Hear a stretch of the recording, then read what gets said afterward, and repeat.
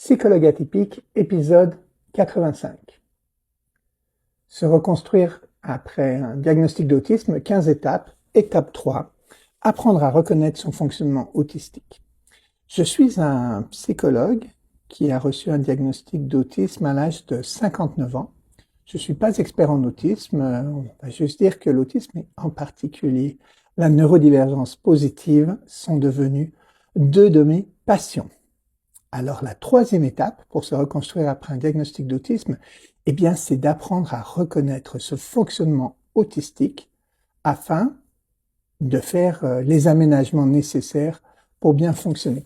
Apprendre à reconnaître son fonctionnement autistique, c'est un vaste programme évidemment, parce qu'il y a tellement d'aspects qui sont différents dans notre fonctionnement comparativement au neurotypique, que très souvent, la plupart d'entre nous, surtout celles et ceux d'entre nous qui se sont rendus jusqu'à l'âge adulte sans diagnostic, eh bien, on a appris à masquer, on a appris à camoufler notre fonctionnement et très souvent, on l'a même camouflé à nous-mêmes.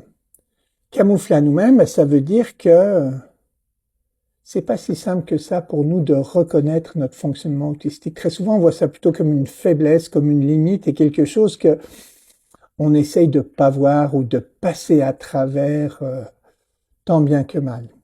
Donc, une étape absolument importante, eh bien, c'est de aller à la découverte, à la reconnaissance, à la connaissance parfois de notre fonctionnement autistique.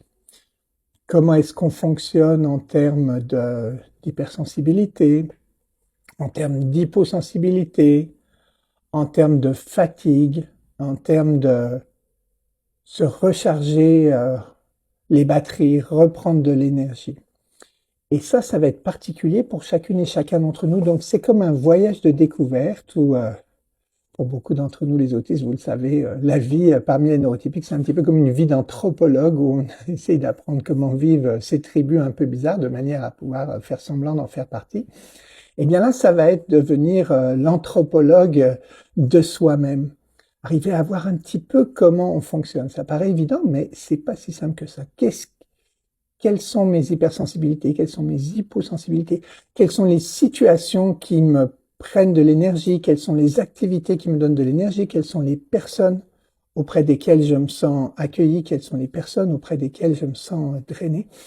Donc, vraiment comprendre mon fonctionnement. C'est un long voyage de découverte. Ça fait plus de 18 mois que je suis dans ce processus et je continue à découvrir finalement mon autisme. Donc voilà, un beau voyage de découverte, c'est l'étape numéro 3. Cool, non?